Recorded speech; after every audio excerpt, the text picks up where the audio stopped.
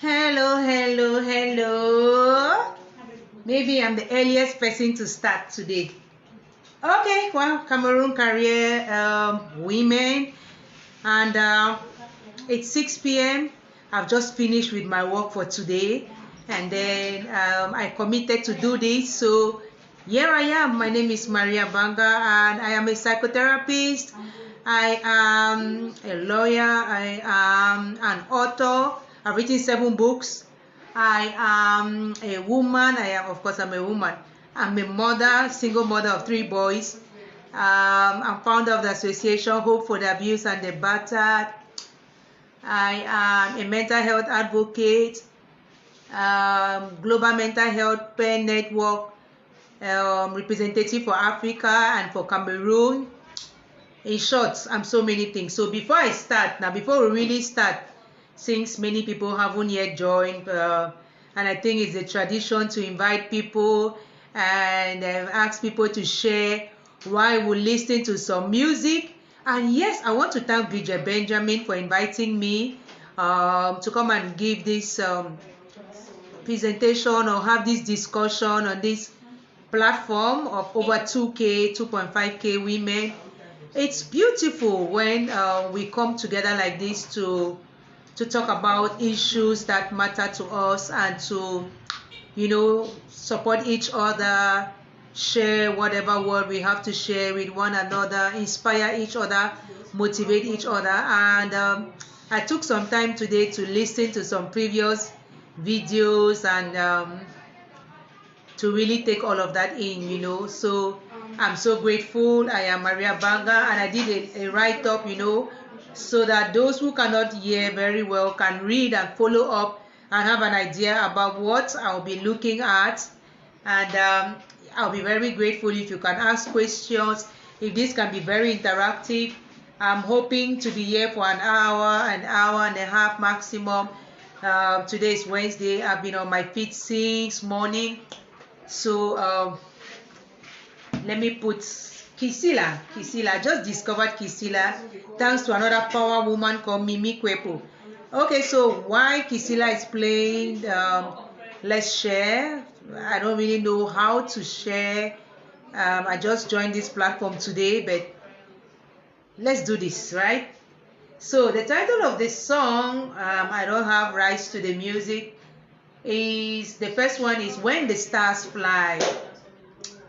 When the Stars Fly Over. And I chose this song because sometimes in life we really get under the weather, especially women. Women, we are the more emotional ones. So when we get under the weather, we really do get under the weather, and everybody around us feels it, and we ourselves, we feel it. But it is possible for the stars to fly. And when the stars fly, we can stand tall after the fall. That was the talk I listened to from Bishop Beryl, and that really touched me because I've stood tall after several falls in my life, and there's currently something threatening another fall for me, but I think I can make this. Okay.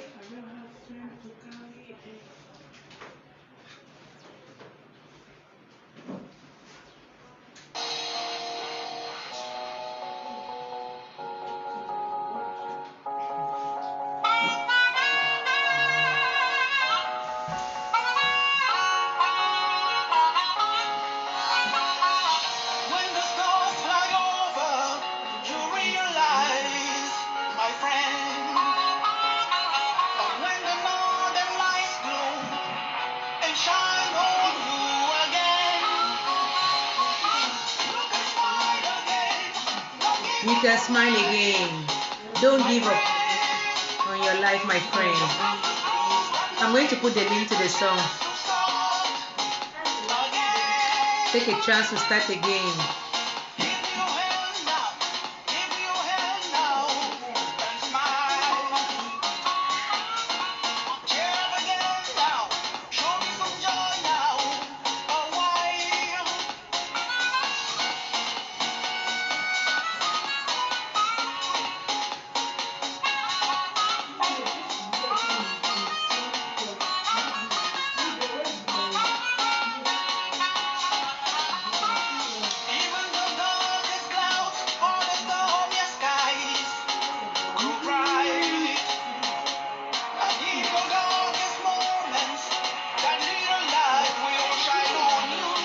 Yeah, sure. You can smile again. Don't give up on life, my friend. Fill your heart with hope. Take a chance to start again.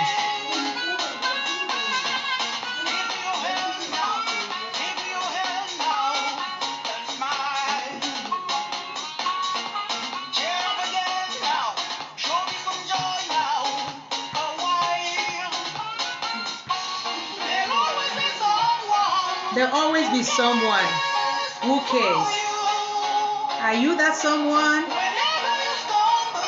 Whenever you stumble, who won't let you fall? Hello. And you can stand tall after the fall.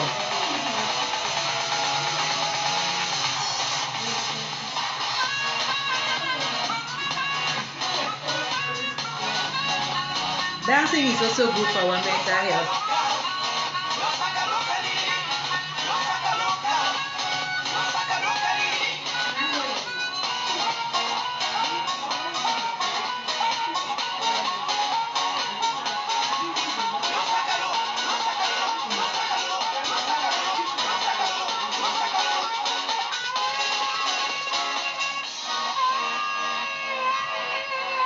We are always trying to catch up on work, get ahead of work.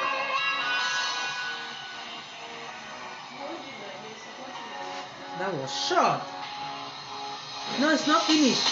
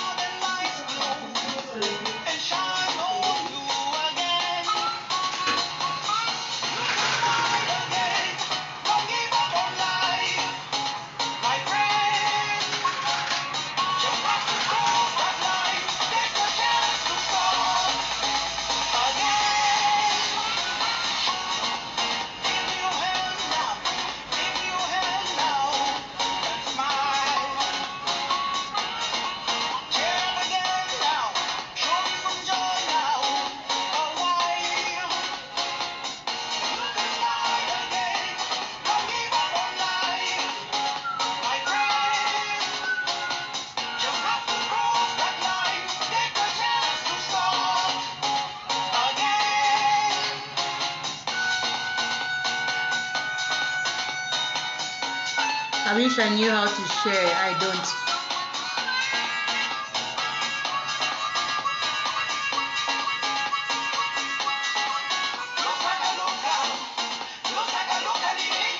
But I know people will watch later, so I don't know how to encourage people to share. If you know how to, please do. I just want us to have an interesting show. If you have any question and if you want to even be a guest, join me, just let me know. I'm going to invite you. This is a topic which is just beginning to gain proportion in our systems, in our communities, right? Talking about mental health, not to talk of mental illness. That wasn't something we talked about when I was growing up. I know I saw people who were kind of crazy, but they just walked on the street and people even threw stones at them.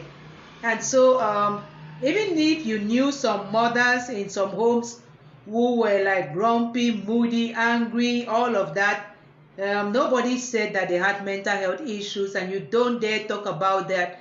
You don't ask them what's going on with them, and you just see the ramifications, how they're lashing out, they're sulking, they're beating up, they're all of those things. So when Bridget approached me and asked me to suggest a topic, I'm very passionate about mental health.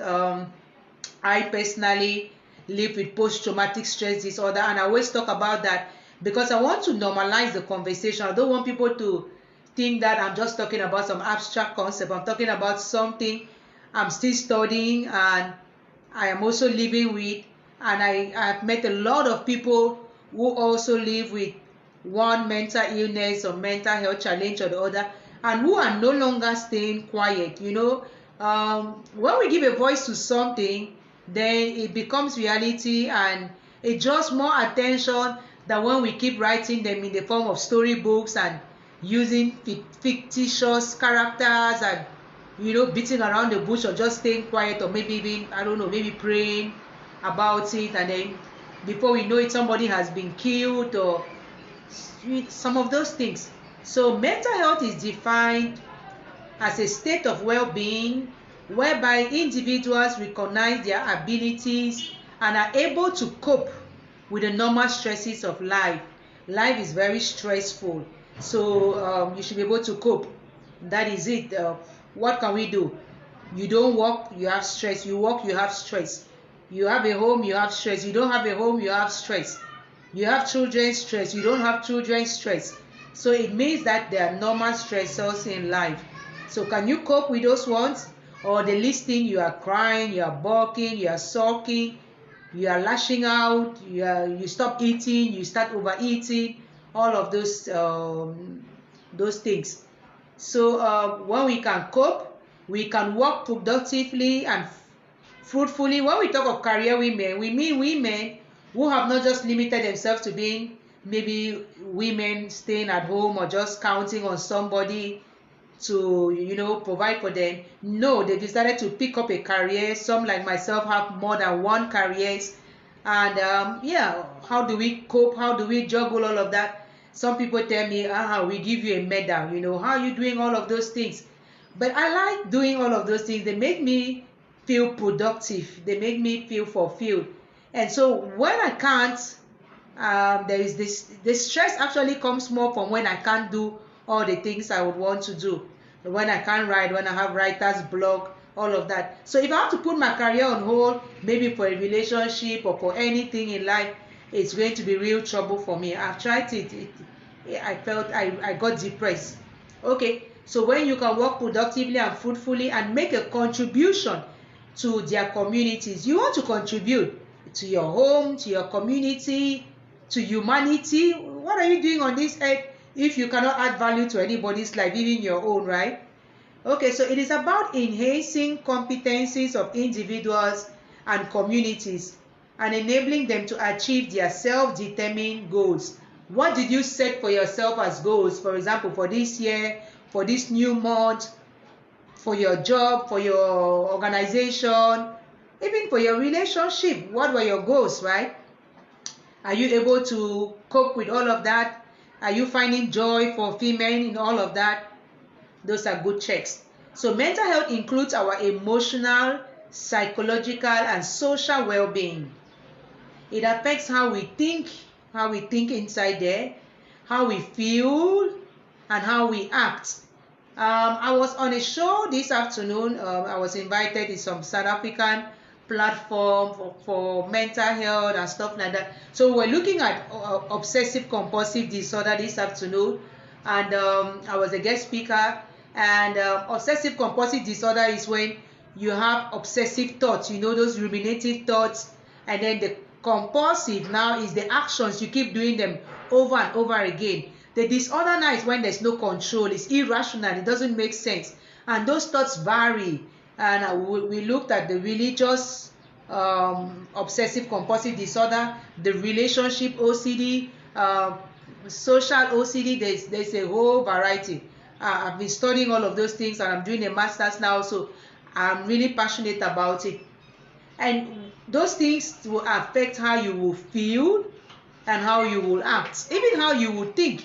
Sometimes those thoughts are not healthy. We have some thoughts, we call them unhealthy thoughts, but you cannot help yourself from thinking about them. For example, somebody who is lusting after somebody, they may think, oh, this is not healthy. I don't want to be lusting after somebody when I'm already in a relationship or I'm married, monogamously married. But they cannot help it. They keep thinking, and at some point, even if they can, they don't want to let go of those thoughts because it gives them some kind of perverse satisfaction. And that's a cause of a lot of trouble in relationships. And sometimes the women suffer more because, well, the women are considered to be the weaker sex, or what can women do, right? Women, it looks like even traditionally, culturally speaking, women are supposed to just embrace a lot of things which just happen, even if they don't like it, or because, well, either the Bible says or culture says, or where is the man now? That's how men are. And those things affect our mental health in the long run. So, mental health also helps to determine how we handle stress, relate to others, and make choices. As I said in the beginning, when you see a woman, for example, in a home, be it her marital home or family home, whichever home, she's so angry, she's lashing out all the time, she's beating, she's talking badly to people, she doesn't sleep, she's restless, she's spending just too much, like engaging in retail therapy, she's food therapy, all of those things. That's her mental health is actually challenged at that time. So it is important at every stage of life, from childhood and adolescence through adulthood. Very important. There's a stage we tend to ignore, the childhood. I don't know about other cultures, but in my African culture, I grew up hearing that children are not to be seen. No, what? Children are not to be heard, only seen.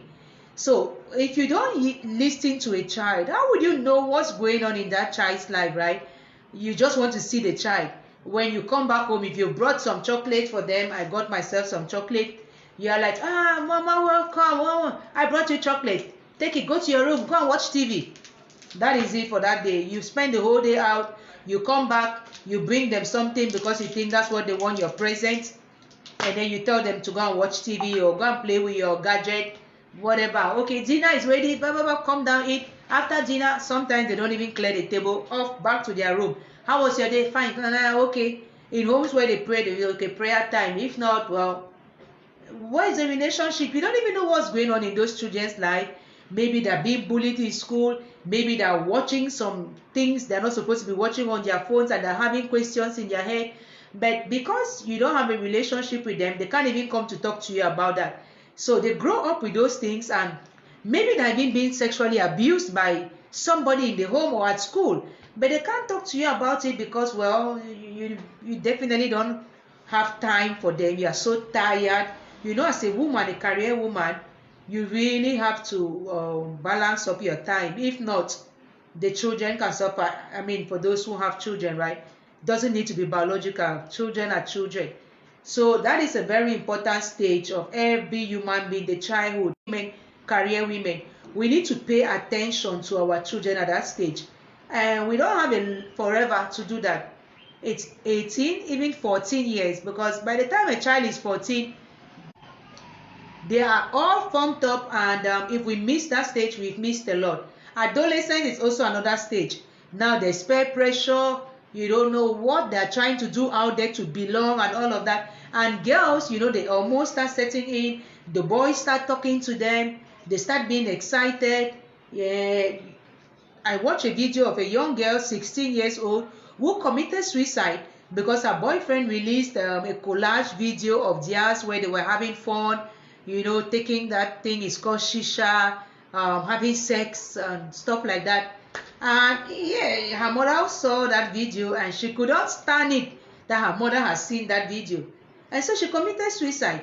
I don't know, you know, you cannot do everything for a child and stuff, but if we pay more attention, maybe we could even know that they are hanging out with the type of crowd, and the hours they keep, the lies they tell. For example, if they're going to school, they come back, they don't look like people who went to school, or they still some lipstick, or they left the house in the morning with a skirt and they're coming back with trousers they forgot to change before coming.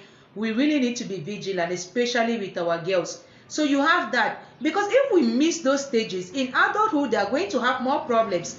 Even in relationships, they're not able to relate properly because they never learned about that. At their job sites, they will not be able to keep a job, for example, because, well, what were they able to do growing up? You know, if you give them a shot, they don't do it well, you're like, okay, but that's okay. You don't even give them no shots. There are some homes where children don't work because we can pay nannies, there's a gardener, there's a gate man, there is a cook, there is everything. But all of those things like that, it's helping them form their own impression of life, and at some point it can all be very challenging. That is why we have to talk about this, and women in particular. We are the nurturers. As I said in a write-up I did this morning, when a woman is well, the home is well, the community is well. Look, even the president, if his wife or his woman is not happy with him that day, everything is going to go wrong. That is why there's a lot of problems. People want relationships, but people keep having failed relationships. I'm not exempted, right? So it is very important for a woman to pay attention to her mental health right from childhood. And if we are already adults, we are women, then let's do that for our children, so they don't go through what many of us or some of us went through. Any question, please put it there in the comments, and I think I'm going to see it and I can give my best answer. Any contribution I will really appreciate. If not, I'll just continue with the discussion. I'm always passionate about it. So mental health issues for women are significantly higher as compared to those for men. Maybe because the men don't talk about their own, or the men don't take part in research studies, I don't know. But according to the World Health Organization Regional Office for Europe, in a 2002 study, overall rates are 33.2% for women versus 21.7% for men. So you can see that there is a gap. Today, about 450 million people suffer from a mental or behavioral disorder. Because when we talk mental health, we are obviously trying to put people on their guard about mental disorders or mental illnesses. Because if you are well, right? You don't have no problem. I mean, in my country, for example, I've not even gone for a full checkup since I came back to my country in 2015. But abroad, maybe because people have medical insurance, social insurance, all of that, you can go for a checkup every year. But I've gotten to that age where I have to start doing it, right? So I'm just waiting for Corona to pass. And everybody is saying that I'm waiting for Corona. So I'm just waiting for Corona to pass so that I can go and do a checkup. Okay, according to WHO's Global Burden of Disease in 2001, 33% of these people lived with a disability, or people who live with a disability are due to neuropsychiatric disorders. A further 2.1% to intentional injuries, that unipolar depressive disorders alone lead to 12.15% of years lived with disability, and rank this, what do we call them? Psychosocial disorders or disabilities as the third leading contributor of the global burden of diseases. So there are 4 of 6 leading causes of years lived with disabilities are due to neuropsychiatric disorders, which include depression, alcohol use disorders, schizophrenia, and bipolar disorder. This was from the Department of Mental Health and Substance Dependence, a 2003 study titled Investing in Mental Health. So you see, women, and because I don't know about the world population of today, but I used to know that there are more women on planet Earth than men.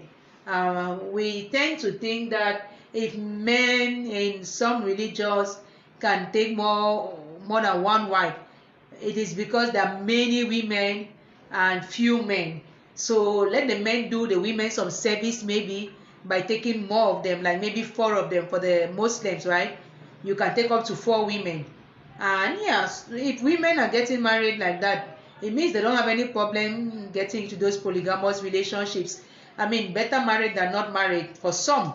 So even if I'm going to be 4th wife, better I'm 4th wife. So you already see how our thought patterns are shaped by cultural practices and all of that. So the World Health Report 1998 states categorically that women's health is inextricably linked to their status in society. What I was just talking about. In my country, people are still arguing about this. Oh, if a woman is married or if she's not married, if she has children or she doesn't have children, if you're married, you're not married, if you're single, then you don't have to talk about some things because What are you talking about? What experience do you have? What respect do you have in society? I watched something, I read something. There's this Nigerian actress, I really admire her a lot. I've watched her career, how she's fought to stand up and everything. Her name is Genevieve Naji, and she was talking about feminism and just giving her own point of view and saying, for her, feminism means the right to make her own choices just like a man. Oh my goodness. They came after her. You're not even married, you prostitute, useless woman, whatever. Oh, I mean, she was so well dressed. I cannot even afford her suit, so nicely made up, everything. And I was like, are you lashing out at her because of what she said, or because of, I don't even know if I'll call that a character flaw? That's not a character flaw. Not being married, really? Should that be something to define somebody? I mean, when I see on those forms, they say civil status, Mr., Miss, Mrs. what? I'm just happy that now there's a place there for prefer not to tell. Some forms say prefer not to tell. I don't think those things anymore. I'm like, does this matter? If I want to say I'm a Mrs., then I'm going to say I'm a Mrs. If I don't want to say I'm a Mrs., even if I'm married, I should not be forced to say I'm a Mrs. And even if I'm single, but I don't think that should matter. I shouldn't say it. For example, religion, before we used to have this thing, Christian, Muslim, Catholic, all of that. I'm like, why do we keep categorizing things and making it difficult for people to just be human beings? So that is why this report said women's health and it's linked to their status in society. And who made it that way? Society. Who is society? We should now be in a position to say, no, our health and our mental health is not linked to our status in society. So people say, oh, what equality are you people fighting for? Well, I want to be equal because I've been discriminated upon for so long.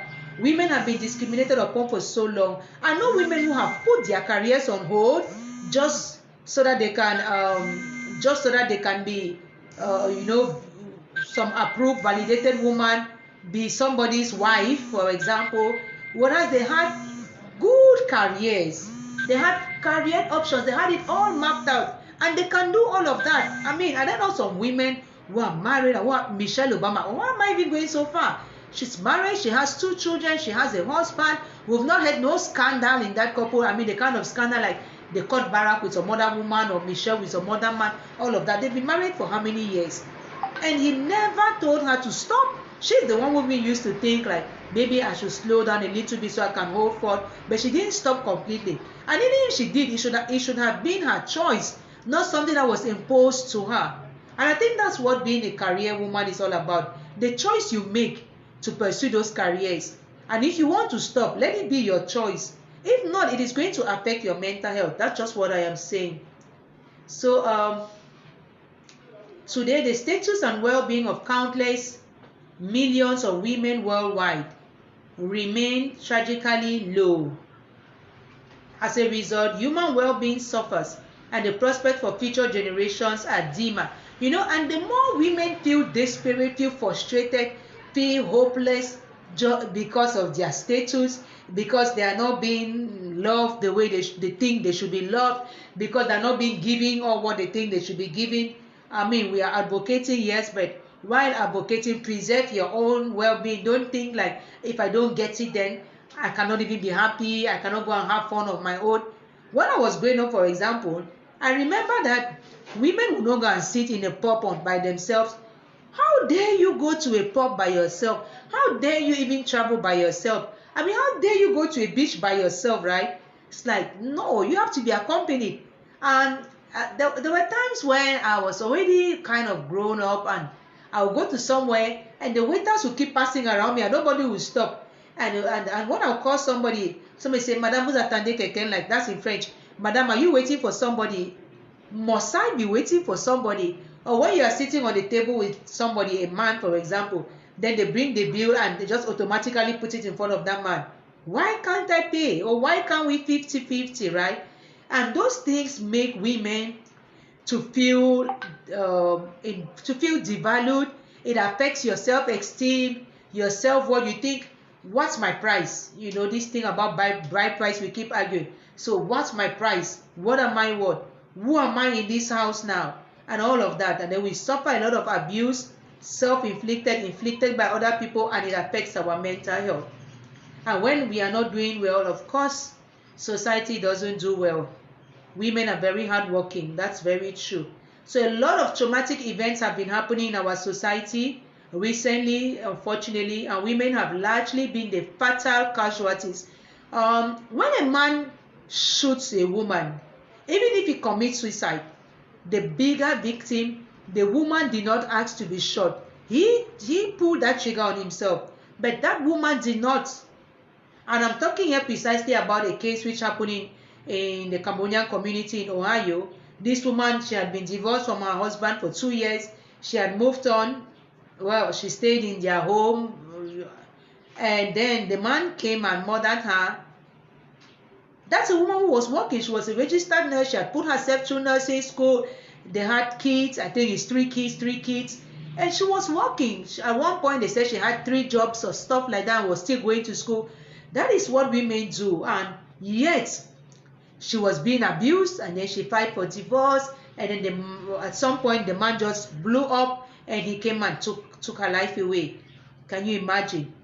What made this woman even stay for that long in that abusive relationship? And what could have happened for her not to just leave and leave that state altogether? There are a lot of questions, and that affects our way of thinking, even as women who are left behind.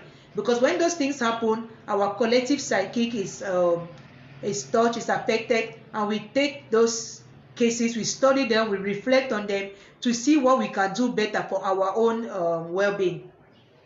There was another guy here in Cameroon who stabbed the girlfriend. That's a young woman, right?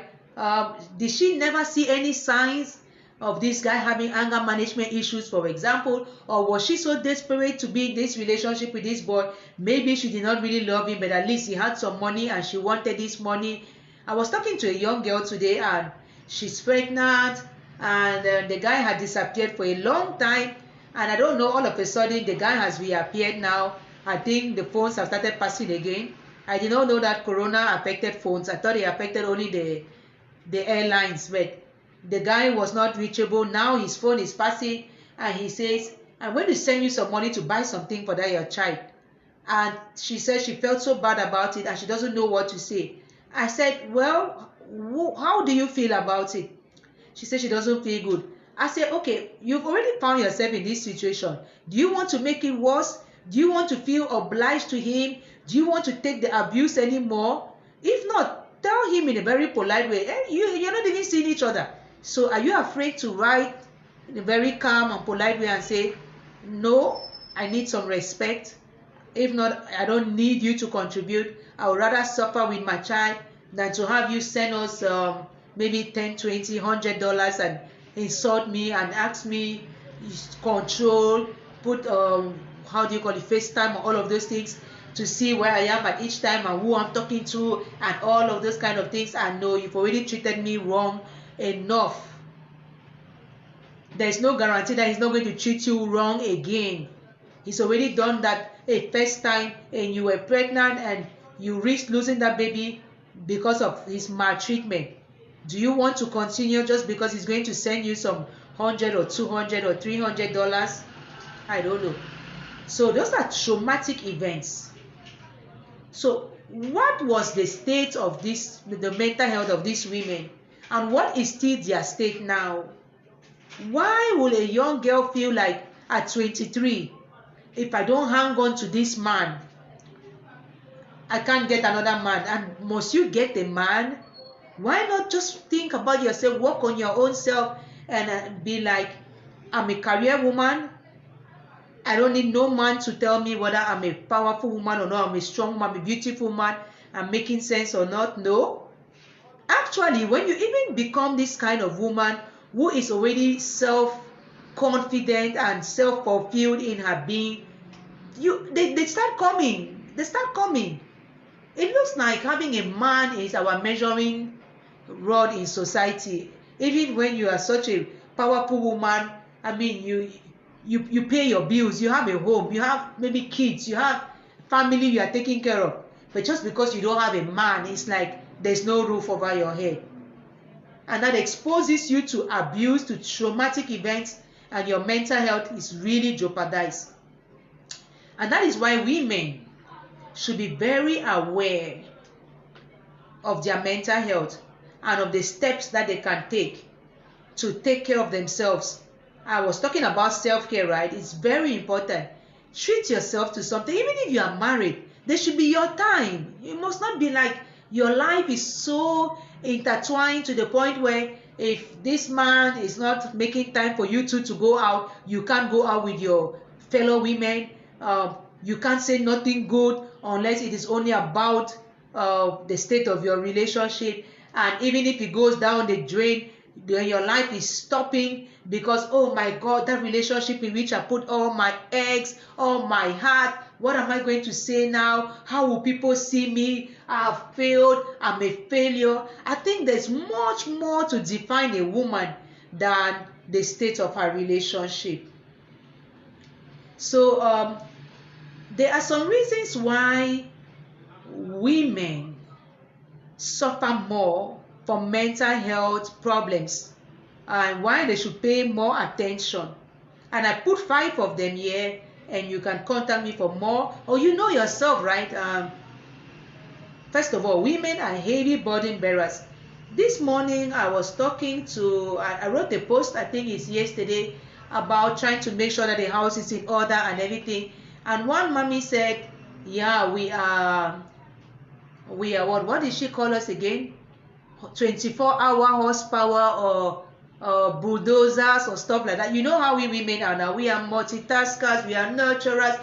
We want to see the place. Those are our natural roles. I don't know. Growing up, we learn how to cook, how to clean the house, how to make sure everything is in place, and all of that. And so just imagine you now have a career. Yes, but you know, some women, they even tell them that your career, keep it out there. When you come into this house, I want my food cooked by you. I want my house in order and all of that. So you are doing all what you are doing out there, but you also have to come back home and juggle and make sure everything is in place. So imagine the burden.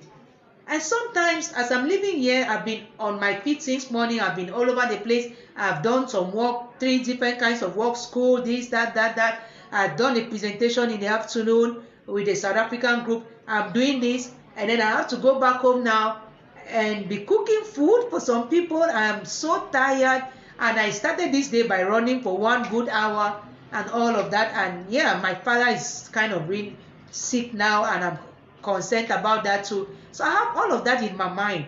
And then maybe you have to go back home now, and then the burden of, oh, what are we having for dinner? Well, I've taught them how to cook. So they actually cooked today, my 2 last sons. So they don't ask me what we are having for dinner anymore. Sometimes they ask me what we are having for breakfast, but I've delegated that now to some other person. So I don't have nothing to do with breakfast. I don't eat what they eat. I just do my own thing and go. But just imagine, as a career woman, you don't have nobody to take any part of the different bodies. You have to get up. When I was married, I would get up at 3 a.m. or 2:30. Put on my sports attire. This is me. It's a true story. Leave my home at 3 a.m. Go for a walk. Because I had rheumatoid arthritis, it was difficult. I was trying to walk. So I will go out at 3 a.m. I was stopped by thieves twice. Go for that walk, 1 hour. Come back at 4 a.m. Stretch, go home. Prepare things. 5 a.m. Get the kids up. I'm still that kind of a tick person. 5 a.m. get them up, bathe. 5:30 sit on the table, pray, this, that, breakfast. 6:30 on the dot, I'm leaving the house with those children. As I'm dropping them, I'm going to town. I was working at MTN. That was it. And you sit in that office, your dad, as come back home by 6, I'm home, 7, and then you are trying to see what you are cooking as soup, and then all of that, and then you are crashing by 10 p.m. and then, well, for some women, you have to still work at night, and then you are up again in the morning, and what a burden. sometimes you will crash. And imagine you get pregnant and you have to go through all of that with the pregnancy, and maybe you lose the child, or maybe you have the child and the child is a child with a special needs and all of those kind of things. How would depression not be lurking around you? How would post-traumatic stress disorder? I mean, I said there is a lot.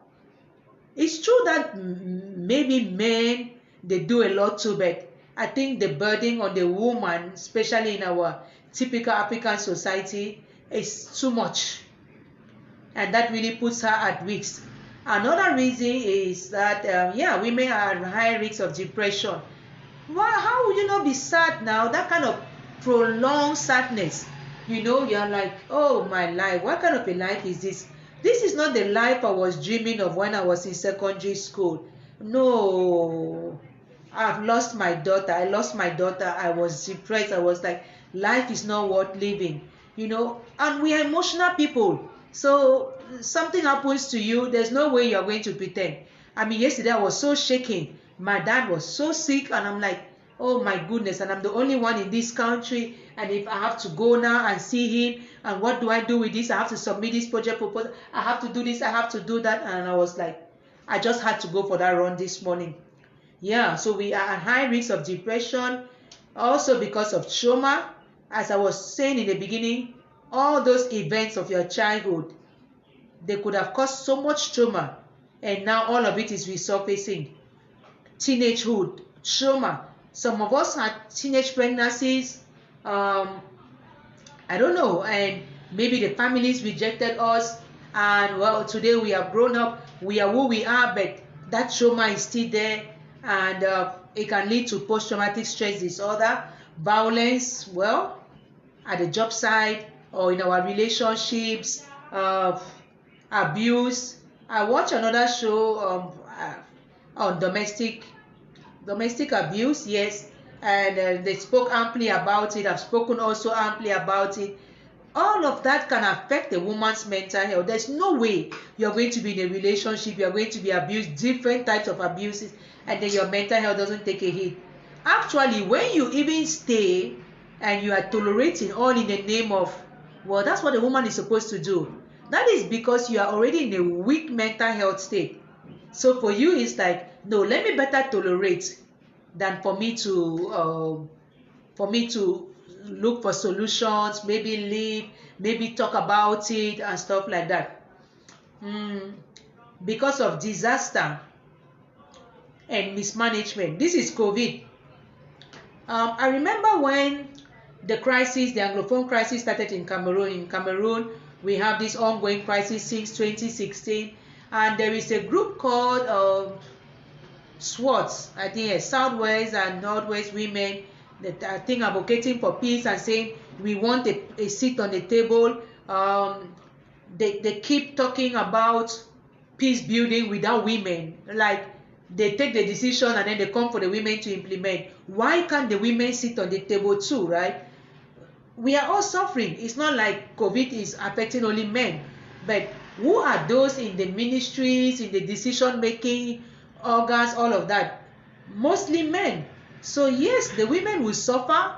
They will not only get infected, contaminated, but if the men get infected or contaminated, there are women who are taking care of them. There are women who are having sleepless nights because they are worried about them. There are women to organize the funerals if they die. There are women to do all those kind of things, and yet we have to be silent.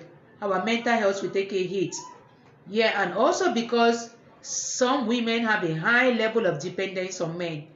When we depend on them so much, sometimes I laugh when people say a man's job is to protect, provide, and profess.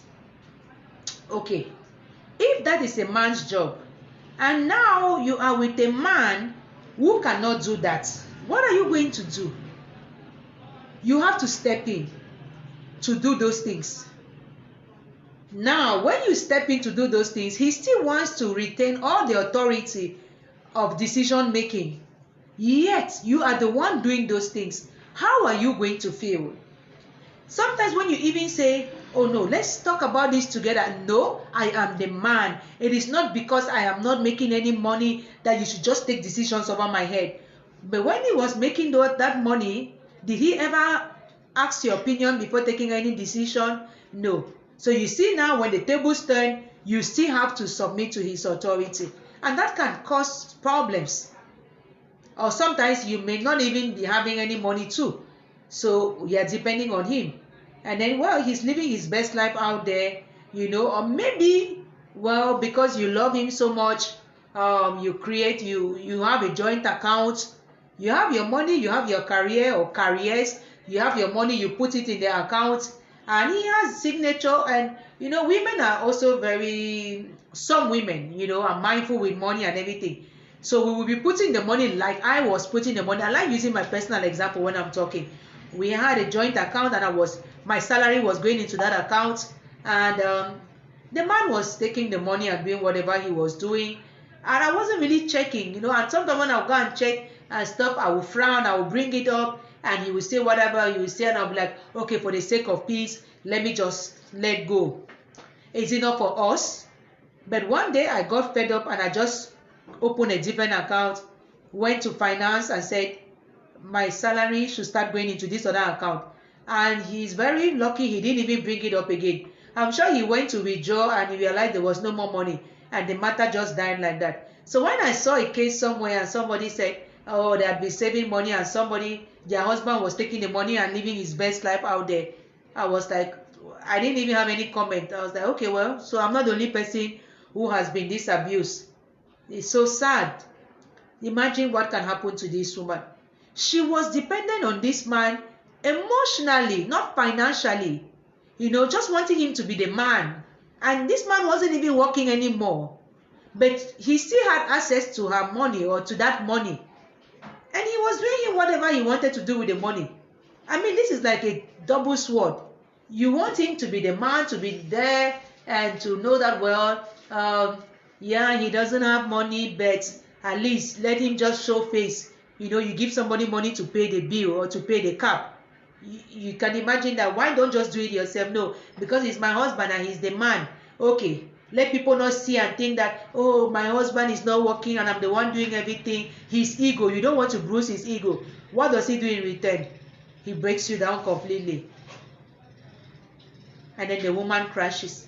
And then he starts to say, well, you see, she's crazy. I told you this woman was crazy. So now, women, what can we do to take care of our mental health?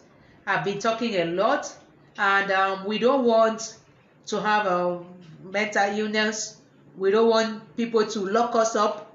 We don't want to be institutionalized, because if you break down, he's just going to have complete access over you, especially if you are still married.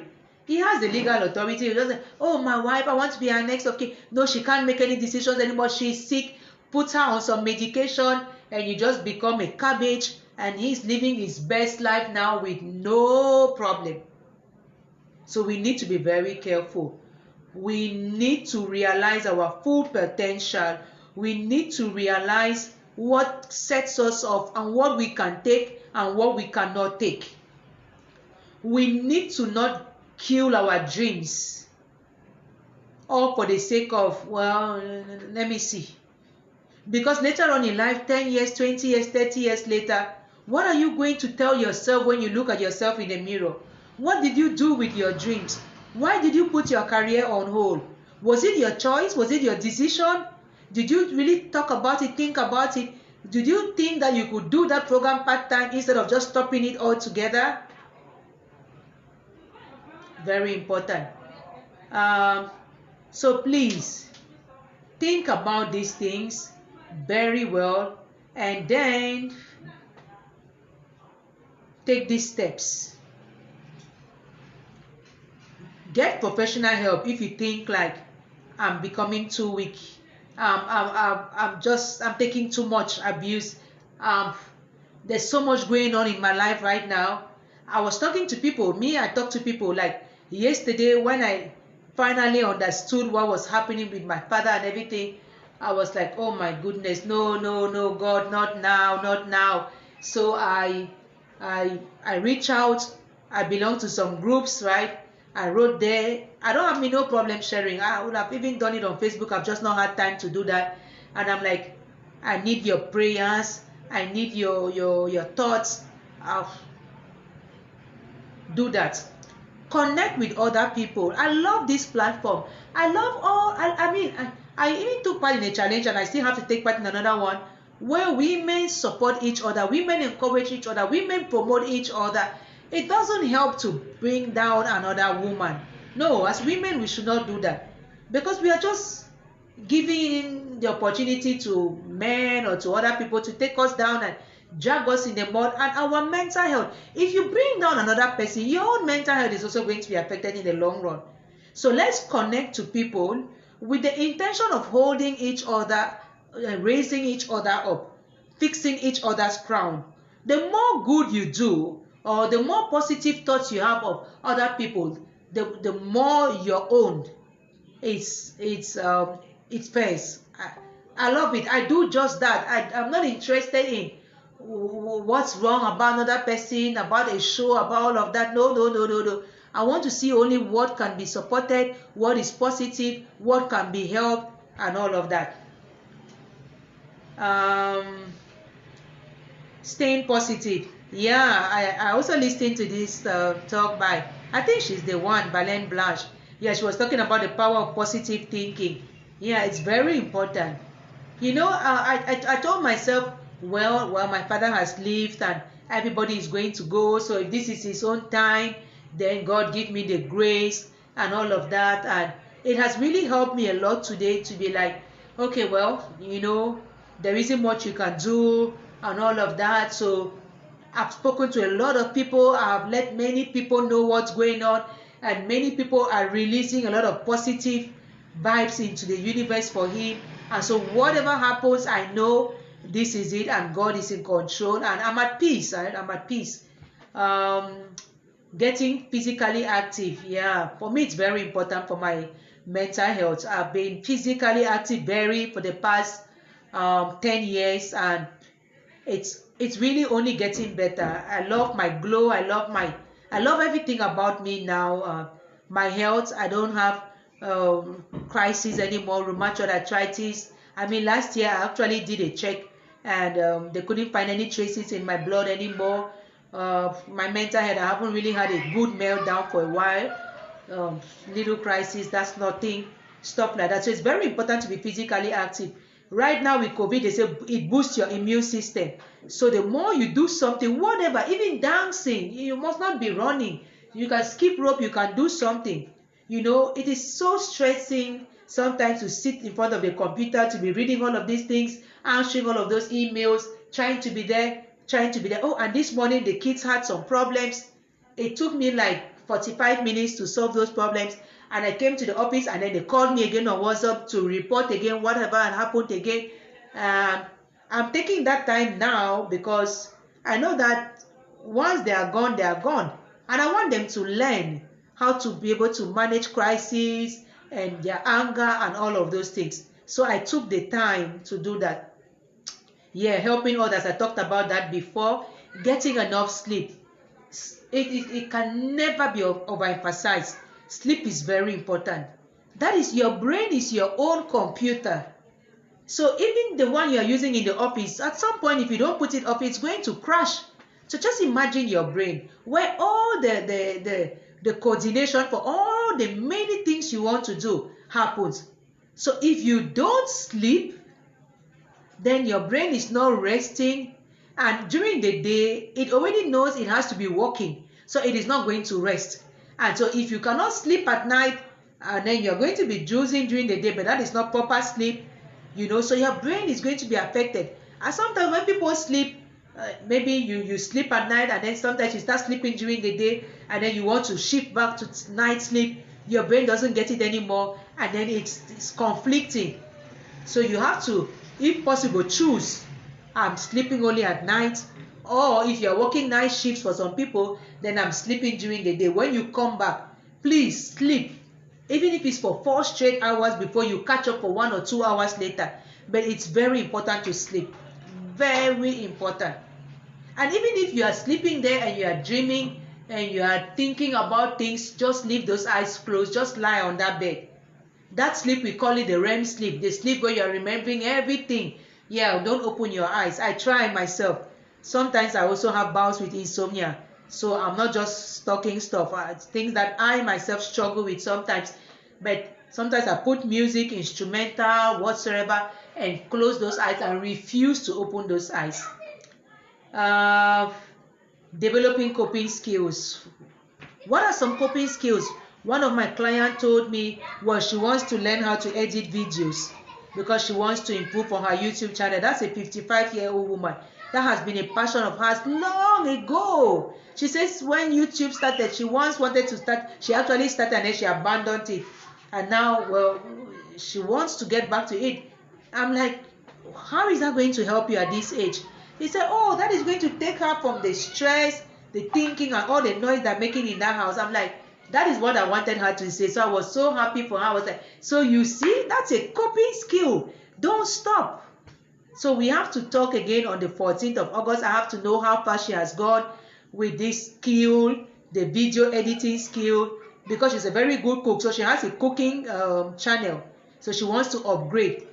I'm like, do something. What is your own coping skill? Some people draw. As they are drawing, their mind is focusing on the art and they are visualizing it and they just find themselves in the lavender garden and all of those things. Do it.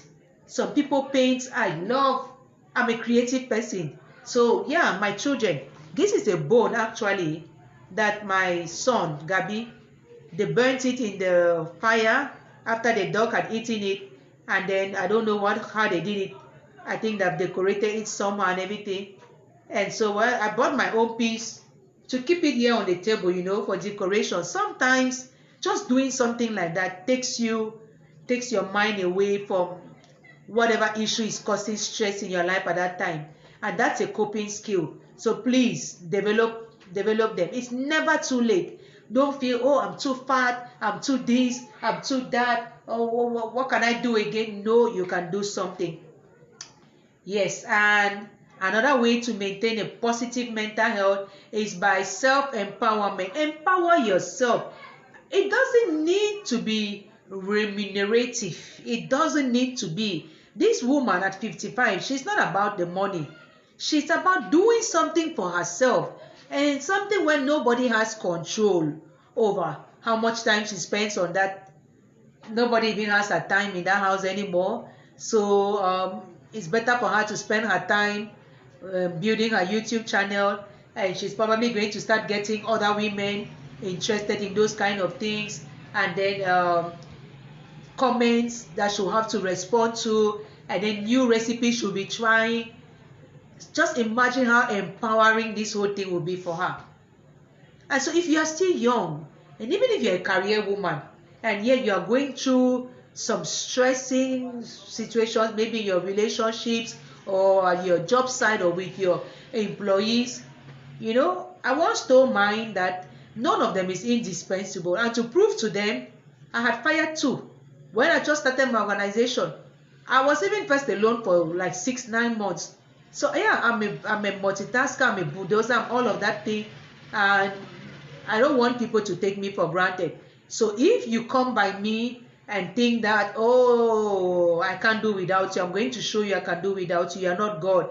And yes, I'm empowered. I know my value. I'm not going to let anybody devalue me. I'm not even going to stop doing what I want to do to be at somebody's beck and call. That is not what my grandma showed me by her own example. That is not what my mother is showing me. And I'm seeing what they've been able to do by being so empowered. So why am I going to stop, right? Why are you going to stop?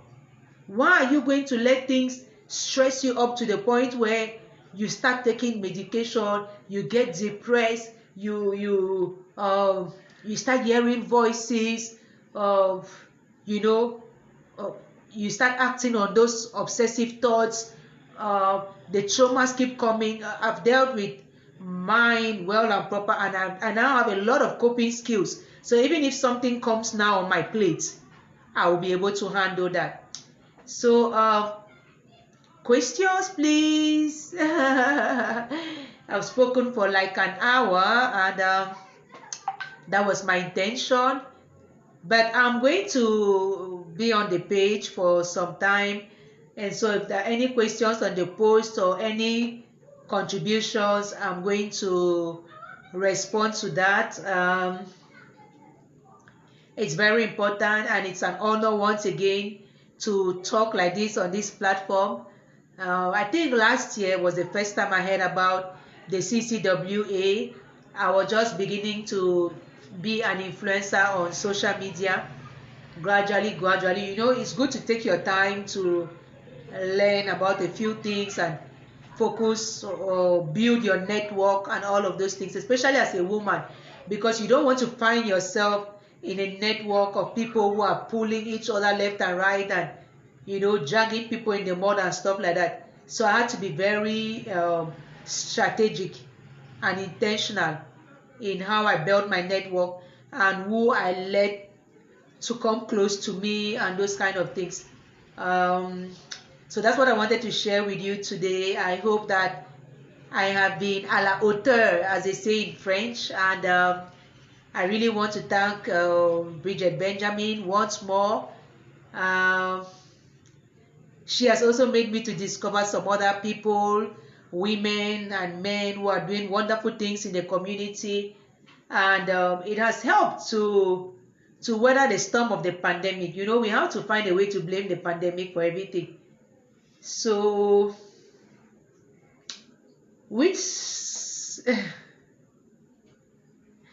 thank you so much, Mama. Thank you so much. Which song am I going to? I want to play this song. J'aime ta présence. Okay, how do you support a fellow woman who is in denial of their circumstances? Let me drink before I answer that one, or I attempt it.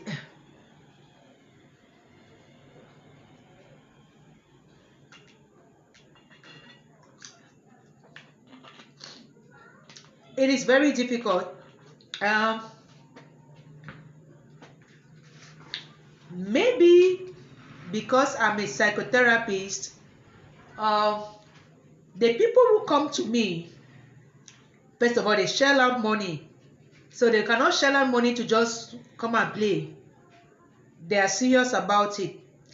And I also let them know from the beginning, if you have gotten to this point, it's a point where you yourself recognize that something is going wrong and you don't want to continue in that situation anymore.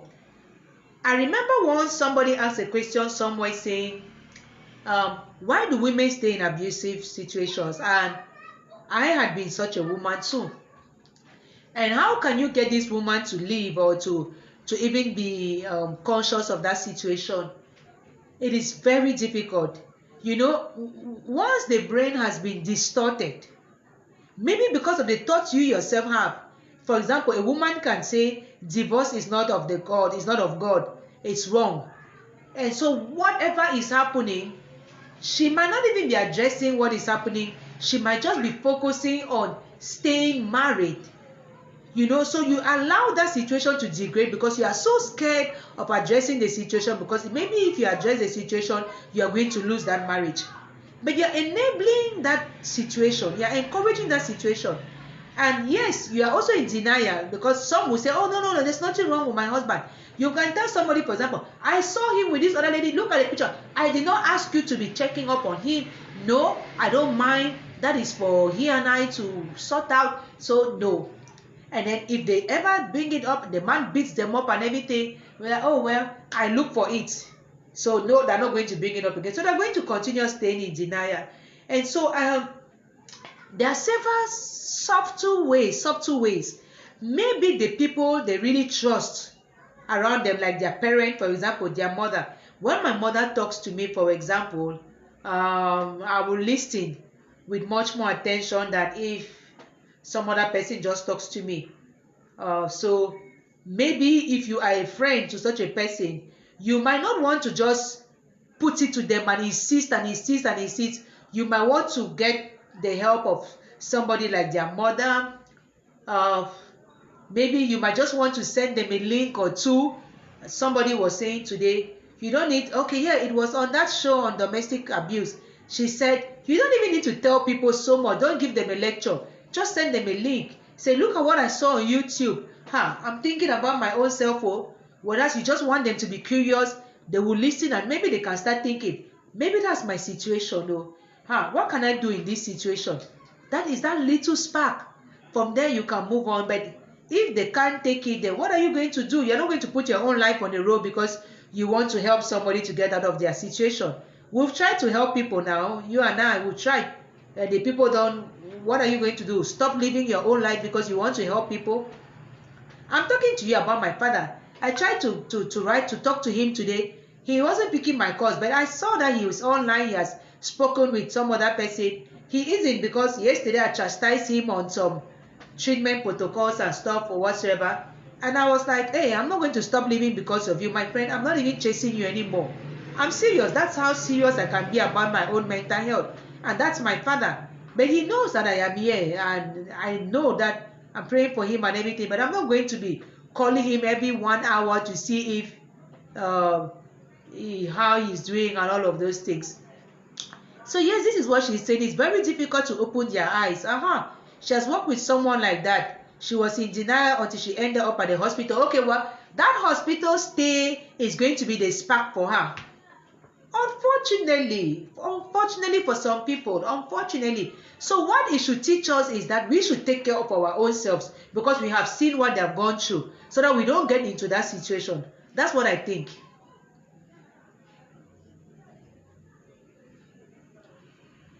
Okay, do you want to keep that case on the front of your head and your own life now stands on hold until you get her out of that situation?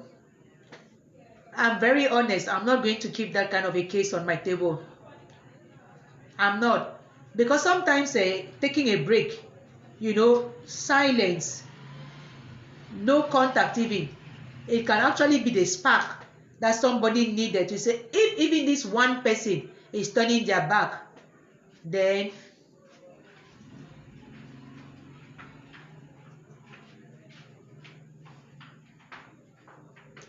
it means that my case is bad. Yeah, but at least you're out now, you're good now, so at least you've learned now. Okay, there was another question. Oh no, it was a comment. That's very important. Yeah, who you let to come close to you is a very important factor. It is. Because what we need, frankly speaking, to live a fulfilling life, the very first thing we need is from the inside. So it is not even something that people who come from outside they are going to bring into us. It is what we have in there. So if you are not good in there, and to be good in there, I will tell you, my peace with my God, my Creator, that is what makes me good in here. Before I even leave my house, my mood has already been shaped to the point where even when things happen out there, they don't really affect me that much inside at all. So it's very important for me to stay connected. My very first connection is with my spirit right in there.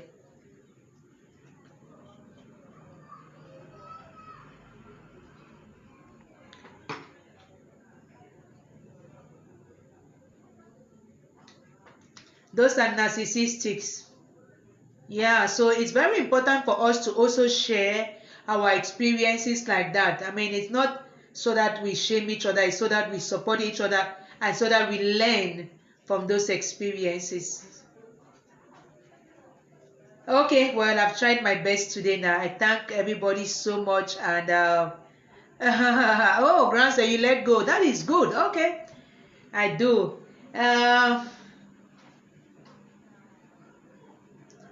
Yeah, yes, it's important. No, we don't shame. We support them, maybe from afar. Is there no love that you give from afar? There's love that you give from afar. You can even buy a basket of chocolate, put some things and everything, and just put a note there, thinking of you during this time. It is going to make her think later on, not necessarily at that moment. Why is my friend sending me this basket and all of those things and stuff like that? Don't stop advising or supporting the person.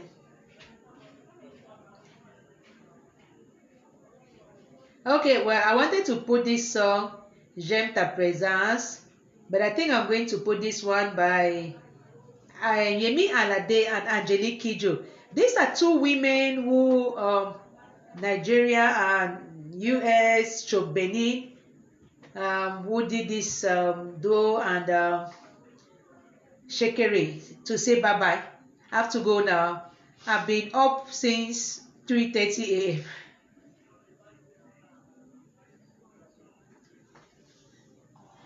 Next week is you, grandson.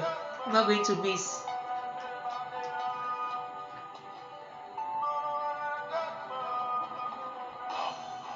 What does Shekere mean?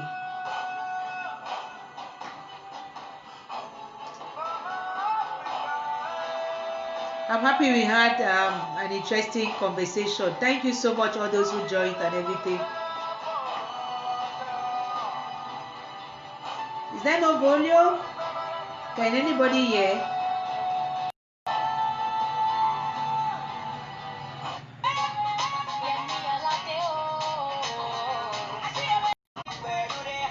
Bye bye everybody. Bye bye bye bye bye bye. Have a wonderful evening. Thank you so much. God bless us all. My data is finished.